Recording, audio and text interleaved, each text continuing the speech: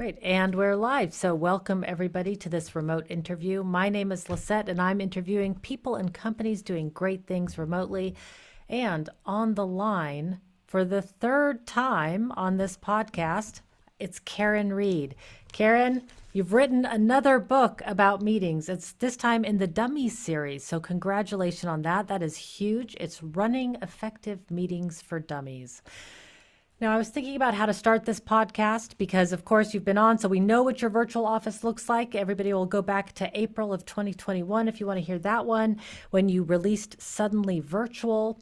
Then next, we went to April 2022, where I asked you, how can hybrid meetings actually be better? Say what? And that was from Suddenly Hybrid, your next book that came out. And now I want to ask you, it's November 2022 now when this podcast is going to be aired. What are we still getting wrong about meetings? So many things, Lisette. And when you're listing all those books that I wrote in a very short period of time, I'm like, I'm the dummy for writing 3 books in 3 years because, boy, it has been quite insane with constant deadlines. So I'm thrilled that they are out in the world, and now I'm looking forward to taking a little bit of a break from the book writing thing. But in terms of just where we are in understanding what makes an effective meeting, I think that there is a greater awareness that there are problems with meetings in general. In fact, the vast majority of meetings are rated poor, not so, but poor. But still, there is such a gravitational pull to bad habits that even though we might know what a best practice is, we don't do it. And I would attribute a lot of that to the fact that just our calendars are so chock full of them. We don't have time to really, do what we should be doing to prepare for a meeting. We don't, once we get into the meeting, perhaps think about, okay, how can we optimize this time in this space? And certainly afterwards, that's when things often fall off a cliff. I was talking with a client today, and I said, okay, well, we're doing an assessment of their meeting continuum, which in our world is like before, during, and after. I said, well, can you send me a copy of, whatever communication you made after the meeting? And they said, oh, we didn't send anything out. I'm like, well, like that in itself is a problem because, if you have all this great stuff that happens in the meeting and then you don't record what happened, either like literally recording it or sending out a summary of the decisions that were made in the action items, all of the value of that meeting could be lost because we have too many things on our plate. We don't remember all the stuff that we have done or need to do. So I would say the biggest problem still today is we might have a greater awareness of best practices, but they're often not followed. So, our calendars are just chock full of meetings. So, the first step of improving our meetings is getting rid of them.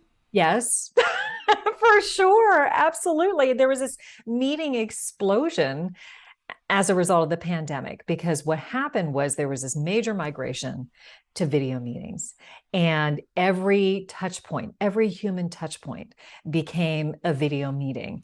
And that created a very clogged schedule for the vast majority of us. And then we started hearing about the pushback of meeting fatigue.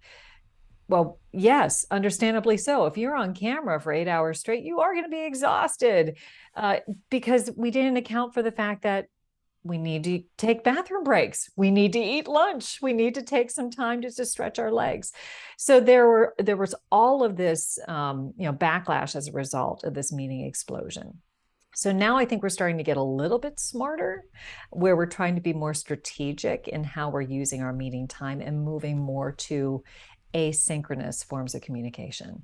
So one of the things that we are seeing is people are recognizing, okay, how can we make the meeting itself, like the actual session, most productive? Well, let's make sure that we come in at a higher level of understanding. So let's make sure that we assign pre-work for those who are in attendance. So that can be something as simple as, we're going to send out an agenda, take a look at it. Know what we're going to be talking about before you step through the door, whether that's a virtual door or a physical door. It can be, read this report, because one of the meetings that we would advocate, and when I say we, I think about Dr. Joe Allen, who is my co-author, yes, for these books, who is the director of the Center for Meeting Effectiveness, and he's been studying meetings for decades. But he would say the meetings that you should immediately get off of your calendar are just those information sharing meetings where there's no expectation of receiving any sort of feedback. It's just basically, we want to tell you something. Do you need to tell them in real time, or can you record that? Can you record yourself delivering the presentation, sending it out as a video file that people can consume on their own time and when it fits best into their workflow? So that's one of the things that we're seeing people really lean into more, which should help to alleviate a little bit of that meeting clog. Indeed, I love that. So easy, low-hanging fruit is the information sharing meetings. Just find another way to do that. Absolutely. So, is there any sort of methodology for evaluating, like how to get meetings out of the calendar? I mean, I've heard of some things like some teams are doing rating their meetings and then Mm, taking the less effective ones out. Or one guy created an energy calendar, and so mm. after every meeting, he would color code the meeting green if it gave him energy, yellow if it was like moi, and red if it took energy away. And then he got rid of all the red meetings for the future. And I was I like, love oh, that's a that. really, but I mean, are there other techniques like that that you've heard of for people to assess which meetings to get rid of or not? Well, a lot of it begins with the meeting organizer. They should ask themselves two questions. First of all, does the meeting have a purpose? That seems like a ridiculous question to ask, but how many meetings do you have just on your calendar that are the regular stand-up meeting? And it's on there because it's always on there. There may not be a reason for it, but we're going to keep it on there. If you have one of those meetings on your calendar and there's not a specific goal for that meeting, it's not a meeting. The next question, if you determine that the meeting has a purpose, is does it require collaboration? Because the reason why you get everybody in a room is to be able to hear other people's opinions, bandy about the subject and figure out a decision that makes sense within the context of everybody's expertise. If that purpose requires collaboration, proceed, schedule the meeting, and then assign some pre-work so people come in at a higher level of understanding of what's going to be discussed. So those are the two main things I would do beforehand. But what I really liked that you were talking about, Lisette, is the color coding is a form of feedback on meeting effectiveness. So what we talk about is the importance of asking for feedback on your meetings from the participants. And you want to find out, okay, do you feel like it was an effective meeting? Were you satisfied with how the meeting went? There can be a bunch of different questions that you can ask. This can be done in a formal way by sending out a survey and then gathering that intel and then reporting back on what was said so that people don't feel like they're just saying stuff and it's going off into the ether. Or you could do it in a very informal way at the end of it. So say, hey, folks, how do you feel like this went for you? Do you feel like we accomplished what we wanted to? And then really listen and then adjust what needs to be adjusted. Maybe that's a matter of saying, okay, this meeting is red. Let's not have these meetings anymore. Or maybe it's a yellow and we need to tweak something. So be open to that and recognize that everybody wants to have this kind of continuous improvement model baked into their business processes. It should be baked into their meetings as well. I have this as part of a topic in my workshop on like, oh, we can rate our meetings. And then I always think at the end that I should do my own rating of the meeting. But Mm. I find it so confronting. I find it so scary to be like facing the participants and asking like EI to EI, like Yes, for like, yes. how was this? But on the other hand, it's also good to know reality. Otherwise, you just click out and you think, well, I don't know, maybe it was okay. Maybe. So And that's part of there's actually a good psychological reason for that. We don't like to hear feedback because it's scary. So ignorance is bliss, right? But yeah. there's so much money that is invested in meetings, which you may not think about, but consider the fact that, every person in that meeting is either being paid hourly or has a salary. If you break that salary down into their hourly wage and then you apply it to the participants in the meeting, each of those meetings costs a lot of money. And if you aren't getting good value out of those meetings, you are wasting a ton of money. And what Joe has found in his research is for every bad meeting, you create 3 more meetings on the calendar, which We don't need that. No one needs that. Well, I think also this is just not a sustainable way of working moving forward. Like we could do it during the pandemic because everybody's in survival mode. It was better than not talking with people, right? But now we have more choice. And Mhm. so it sort of behooves everybody to get the meetings off the calendar because it's just not good for our mental health in general. And we've seen burnout is of course a huge issue in many places. So there's just all this meeting. I do worry about replacing meetings, though, with more asynchronous communication. I don't know Mm, if you've read Cal Newport's latest book, the A World Without Email. He talks about this hyperactive hive mind behavior. So we're replacing, online meetings with just like extra communication. So we want to be careful not to do that either, I'm yeah. assuming. Uh, Purposeful pre-work is what I would say, Lisette, because I agree you can have digital exhaustion, whether it is live or async. And if you just are receiving so much information, in a variety of different forms, that can be exhausting in and of itself. So I would say just be mindful of how to do it. And also, that's why I really do like recorded video, because you can deliver a message with nuance more efficiently. So rather than sending a 20-page PDF, something like that, if you can get yourself into a Zoom meeting and record it and just naturally, just say, hey guys, I wanted to share with you a little bit about what we're going to discuss at this meeting. So allow me to share my screen here. I'm going to show you, this report that we've recently gotten. Take a look at it and, kind of think about what key takeaways you're getting from this slide. And then we can talk about it whenever we go into the meeting itself. That can put you at a much higher level of communication than if you just send them a 20-page report, which they might not go through. So I mean, my yawn reflex kind of goes like I can kind of like when you say 20-page PDF, I think like, oh, it's gonna. Exactly. Nobody reads it. Right. Exactly. And actually, I remember, Lisette, one of the things that we talked about in one of these podcasts is having Easter eggs that you planted in some of your documents.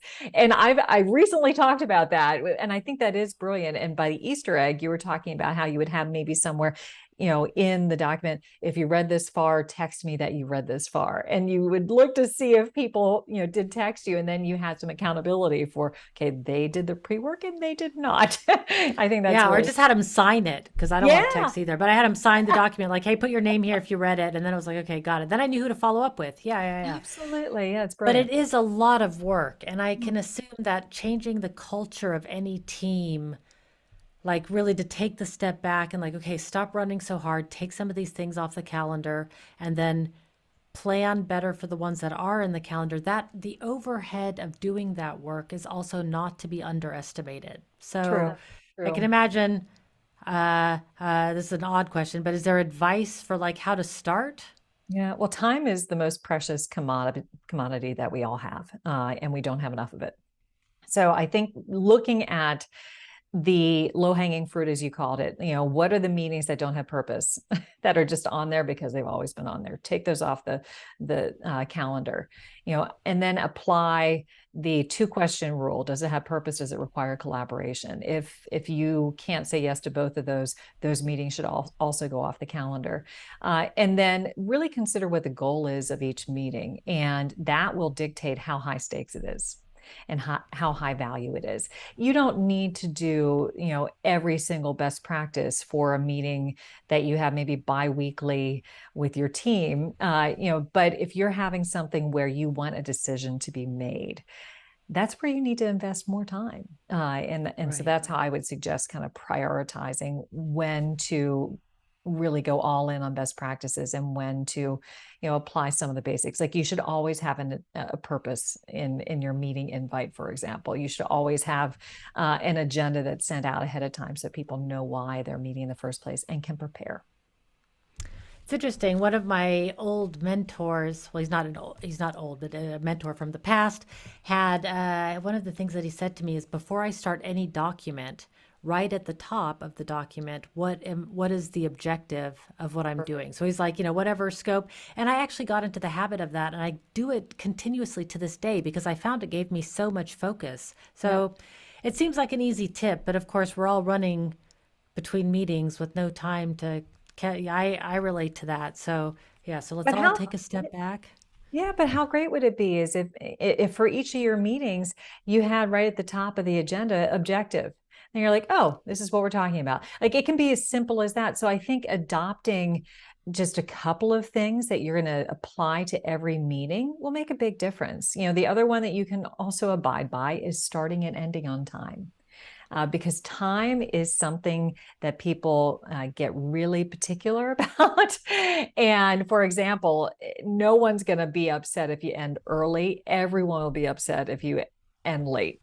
Right, and right. and there also, Joe has some great research on, how there's a certain grace period that people will in general give you for starting a meeting. Like 5 minutes, you're okay. But as soon as you like cross the 5 minute threshold, people get just irate. And the comments that they make are very strong. So be aware of that. You can really tick people off if you don't stick to the time that has been outlined. And so sometimes people are like, well, I want to make sure that everybody's here. Well, you know what? If you got the vast majority of people there who have made the effort to be on time, don't penalize them by waiting for the straggler. Yeah, I always say that. I said, we're going to start. I don't want to punish the people who are here on time. So I always, I might give one or two if it depending on the meeting, but after that, it is really weird, like how we're down to the minute, huh? It's like 2 minutes is like okay, acceptable. Three, you start to feel that anxiety a little bit, like, Yes. hey, I could Yes. have, I could have Been done that writing in last an thing or email. whatever. Yeah. Yeah, Yeah. I could have finished the thing I was doing, right? So, and 5 minutes feels unacceptable. Right. Like, And the weird thing that's happening too now is as we're transitioning into more of these hybrid meetings, is some of the relationship that we had to time has not adjusted. So what I'm hearing from a lot of my clients now is, okay, used to be our virtual meetings would be a half an hour. And people would probably, get there a little bit late, but you were still okay. People are applying that lateness to hybrid meetings. But whenever you come in late in person to a hybrid meeting, you suddenly your 30 minutes becomes 20 minutes. And there's usually a little bit more repartee. It's harder to get into the meat and potatoes of what is being discussed. And it makes it really difficult to accomplish what you want to accomplish because the time has been condensed to the point where it's no longer effective. So one of the things that my clients are saying to me is, can you please impress upon everyone that they have to get into the meeting on time, whether they are virtual or in person? It needs to happen because otherwise you can't accomplish what you need to accomplish. right, those minutes matter at Yeah, the end, right? Everybody's absolutely. planned on it. Right. Mm-hmm. Yeah, I really can relate to that. So, before we run out of time, I've got a couple of things that I want to get to, and that is, so we've talked a lot about how to take things out of the calendar. I have here, what do you suggest for video use in virtual and hybrid meetings? And Yeah, so that's one of the things that we've seen evolve over time. Initially when Joe and I were, meeting and talking about suddenly virtual, we were like, okay, video on for all meetings. Then we started seeing this explosion of meetings. So then, what we were thinking about is maybe, having your video on for a couple of meetings a day became like all day video, and that's too exhausting for a variety of reasons. So what we suggest is think about a couple of different elements of the meeting to determine whether camera on is imperative or not. First is, what is the topic that you're discussing?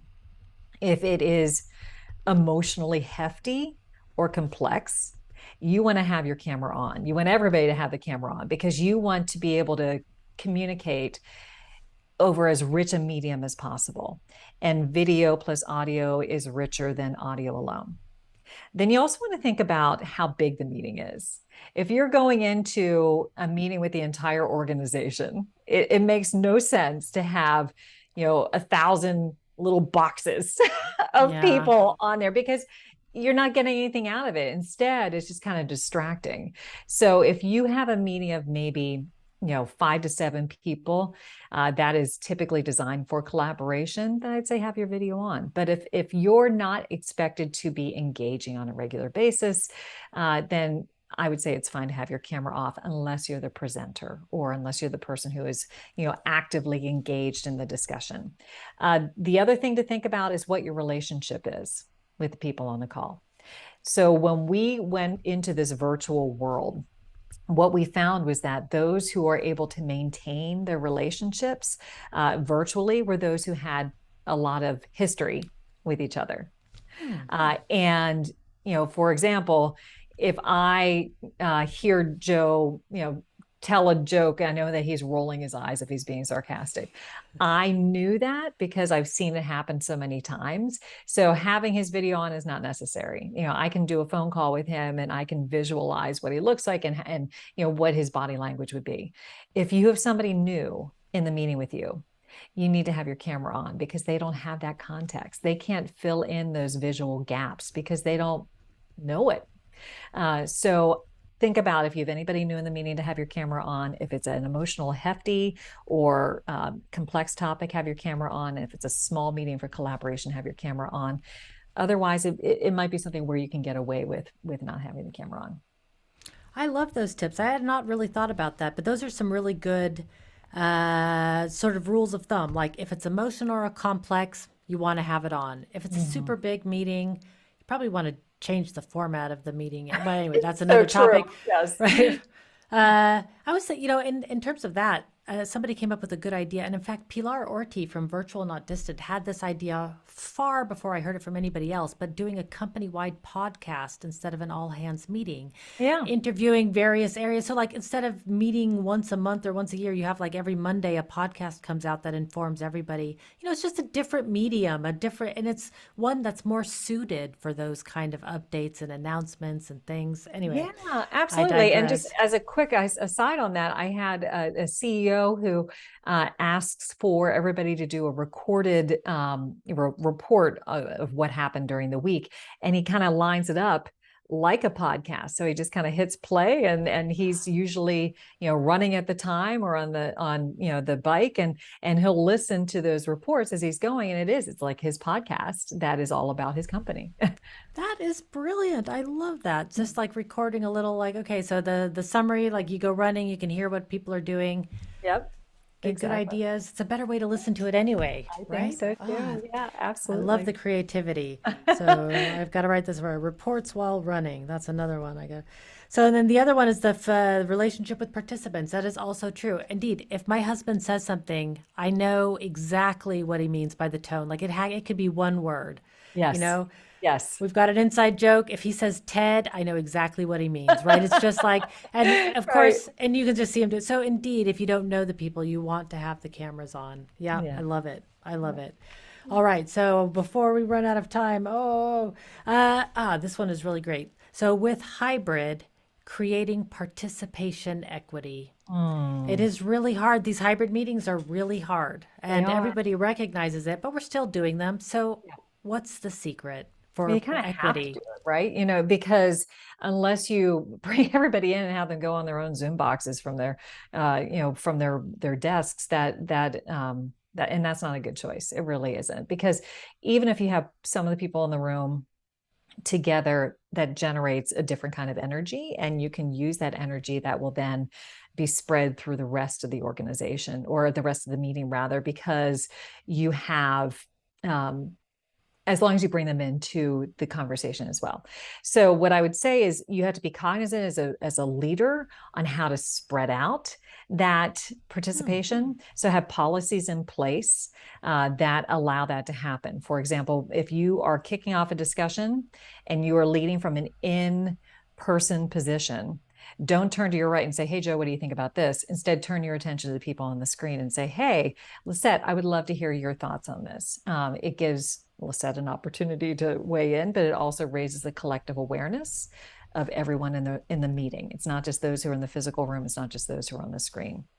Also create in-room allies. And I believe this is something that you're a big advocate of as well, Lisette, where, if you have somebody who is going to be virtual, connect them to somebody who's going to be in person, and have that in-person employee be the one who's kind of advocating to bring the virtual one into the conversation at the right times. Make sure that they know, oh, this person has expertise in this area and has a really valid point to bring up. And you can say, hey, Joe, can you speak to this? I know that you've had experience in this area.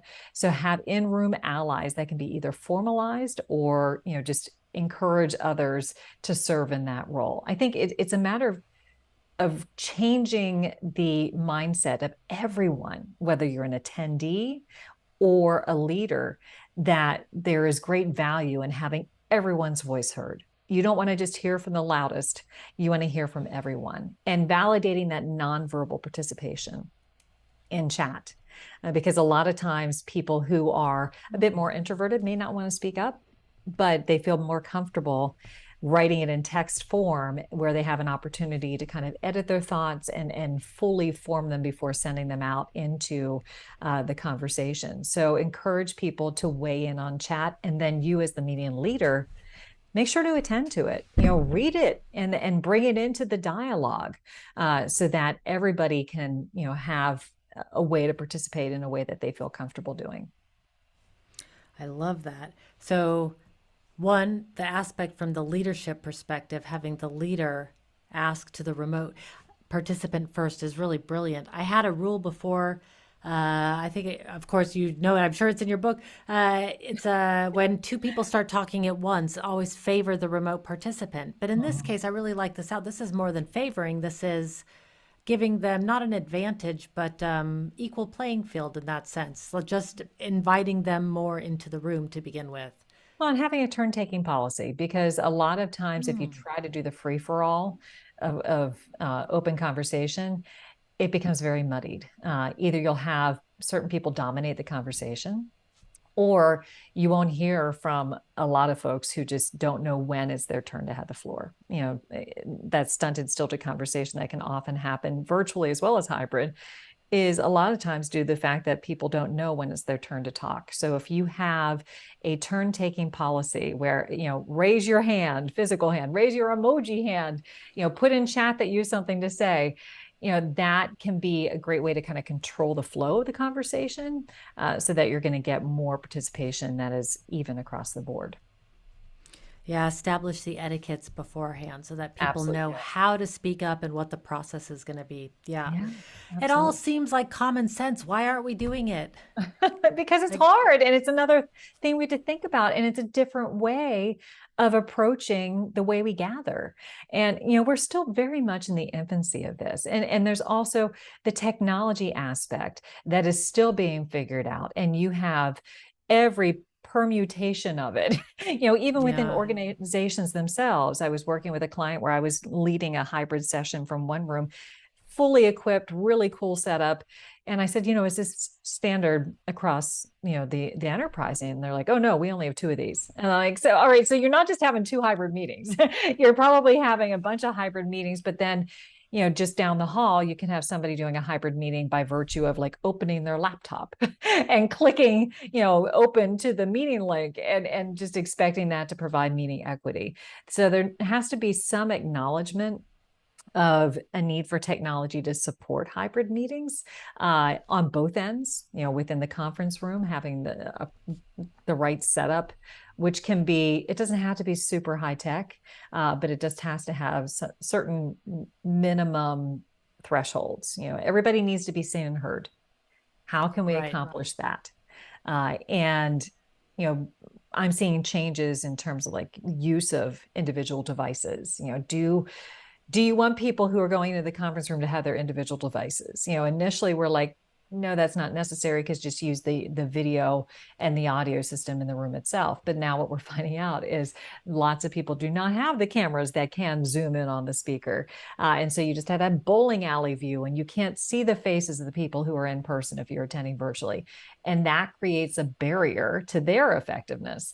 So now, we're kind of shifting our thought process to, okay, if you don't have technology that allows everybody to be seen in an equitable way, yeah, you probably want to have your individual device open. Don't use the audio because it'll Right. create terrible feedback. But being able to see facial expressions is valuable. And so that means you have two cameras that you can play off, the one that is on your device, but also the one that is in the meeting room itself. I'm always a little surprised when I see and hear about the conference room setups and the sort of technology that offices still have. I mean, those old spider phones, they're still in the middle of those long conference room tables How is all that over the possible? place.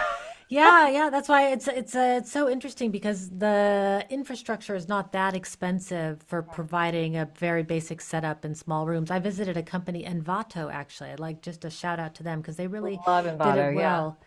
Yeah, and they're in Australia, and I went to their office, and they had turned basically they had made it so that people could work from anywhere, so it freed up a bunch of offices, and then they turned each of those little offices into just small meeting rooms with a screen and like a Jabra speakerphone, depending on the size. They had the equipment, but like they had 30 to 50 of these scattered throughout the office. So instead of individual offices, they were all meeting rooms, and it was great for the company because you could just pop in somewhere. Yeah, I think that's a really interesting model to play off of because, before you'd have like these very luxurious conference rooms with like 25 seats around the table. That is not very effective in a hybrid space unless you have one of the cameras that do allow you to kind of Right. track the speaker and zoom in on the person who is speaking. So those huddle rooms that you're talking about, where you just have a couple of people, those can be really effective in a hybrid meeting because you can still see their faces, you can read their body language, and you can hear them well enough so that you don't worry about there being, a muffled conversation at the end of the conference room table, which is really far away. Yeah, yeah, it's interesting. It's going to be interesting to see how this develops because I think a lot of companies are still struggling with how are we going to use our office space in the future. For You sure. don't want to outfit all of these rooms and then nobody's coming back to use them again. Right. So I'm sure it's just a matter of deciding how things. But yeah, I'm always a little sad to see how far some of the technology has not come in certain office spaces, given Yeah, I what's mean, I think possible. I'm just a tech right. junkie, maybe. Yeah. No, but it's true. The innovation is there, but the adoption of it is not. So there are some that are forward thinking. You go into a Google office and they've got crazy setups with the campfire situation where you've got multiple monitors and they're the same size as the people who are sitting around.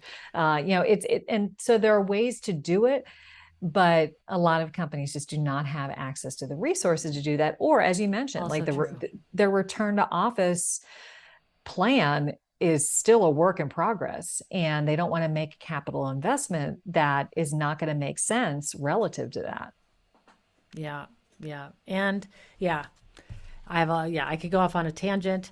However, I think it's a good place to stop that. We have given so many tips. I'm taking copious notes again, and Oh, I run workshops about meetings. So if I've learned something, I am sure that my audience has learned something too. Karen, it is always awesome to speak with you. I could go on forever, and what the audience has not heard is we got and talked for 25 minutes before we started recording, even just because it was just so nice to talk. So, but but I'll spare everybody, and I'll make sure we end now. But thank you so much for all the information and for all that you do for online meetings out there. Your books are awesome. Where can people get Running Effective Meetings for Dummies? anywhere they buy books, literally. So it is out there. Yeah, it's being very well received. When we originally heard the title, we thought, oh, I hope it's just not a gag gift for employees to give their bosses. But hey, if you want it to be that, that's fine as well. We don't care. Right, But right.